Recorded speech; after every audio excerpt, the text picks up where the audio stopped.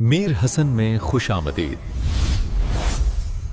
जदीद एआई के अंदाज में इस्लामी मालूमात। जब हम अकीदे की बात करते हैं तो अक्सर जहन में क्या आता है?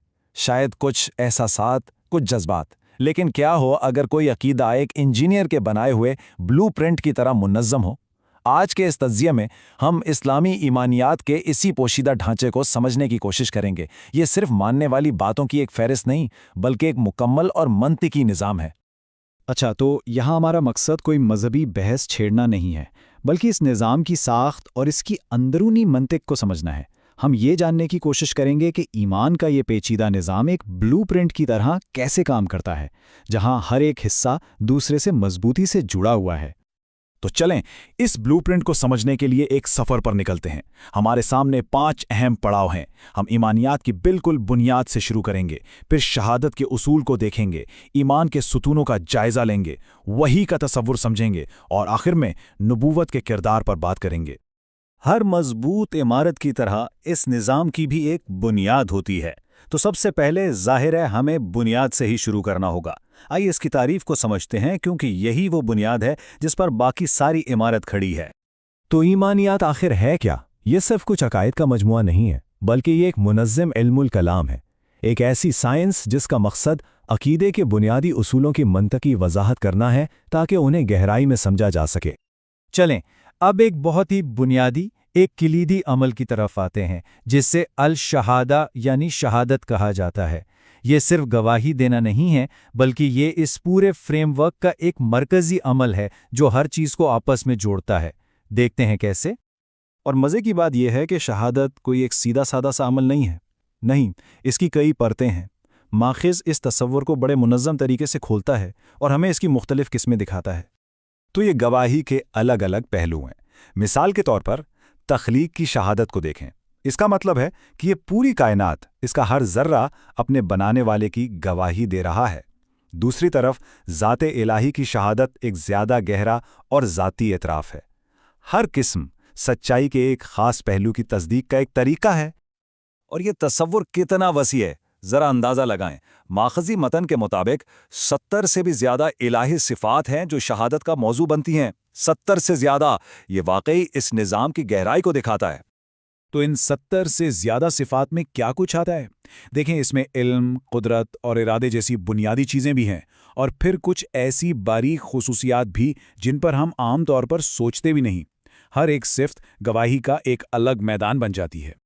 अच्छा, तो हमने बुनियाद और एक अहम अमल को तो समझ लिया। अब आते हैं उन सुतूनों पर जिन पर ईमान की ये पूरी इमारत असल में खड़ी है। ये वो बुनियादी अकायद हैं जो इस पूरे निज़ाम को मजबूती से थामे हुए हैं। ये हैं वो 6 सतून जिन्हें अरकान ईमान भी कहते हैं, और इनमें एक बड़ी ज़बरदस्त मंतकी तरतीब है। देखें, सबसे पहले एक खुदा पर यकीन जो हर चीज़ का मरकज़ है, फिर फरिश्ते जो इसका पैगाम लाते हैं, फिर वो किताबें जिनमें ये पैगाम है, और वो रसूल जो ये किताबें लेकर आए, और आखिर में यौम आखिरत और तकदीर पर ईमान। ये पूरी कहानी को मुकम्मल करता है, हर सतून जैसे पिछले वाले पर ही बन रहा हो।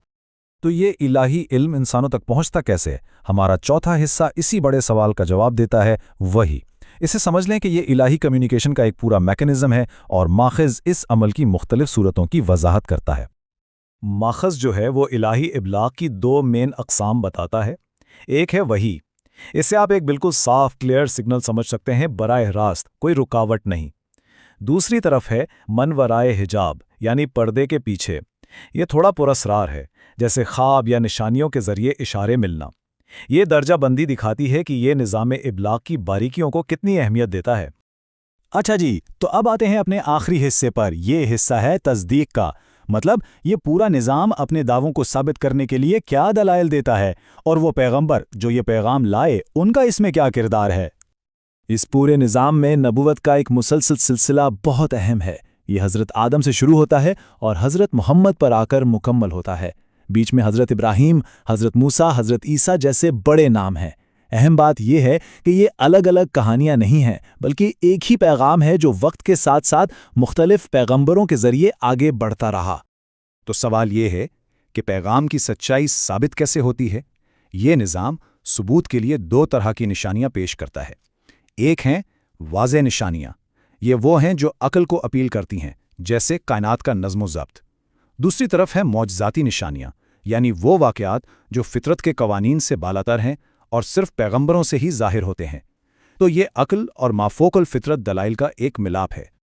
तो अब इन सब चीज़ों को एक साथ जोड़कर देखते हैं। इस चार्ट से वाज़े होता है कि शहादत का अमल, ईमान के सुतून और वही नबूवत, ये सब अलग अलग चीज़ें नहीं हैं। ये सब मिलकर एक मुकम्मल और मरबूत निज़ाम बनाते हैं, जहां हर हिस्सा दूसरे को सपोर्ट करता है और उसकी तस्दीक करता है।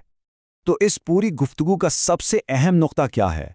वो ये कि ईमानियात अक़ीदे को सिर्फ एक जज्बाती कैफियत नहीं समझती, बल्कि इसे एक इंतहाई मुनज़्ज़म, एक मंतकी निज़ाम के तौर पर पेश करती हैं। एक ऐसा फ़िक्री ढांचा जिसमें हर चीज़ की अपनी जगह और अपना एक मकसद है।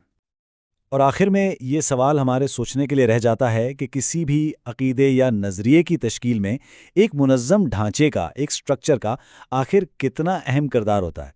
ये एक ऐसा नुक्ता है जिस पर मज़ीद गौर किया जा सकता है।